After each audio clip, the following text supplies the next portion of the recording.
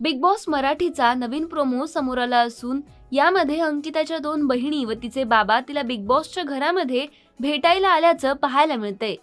समोर आलेल्या प्रोमोमध्ये अंकिताला भेटायला आधी तिच्या 2 बहिणी येतात व यानंतर तिचे बाबा देखील घरात येतात।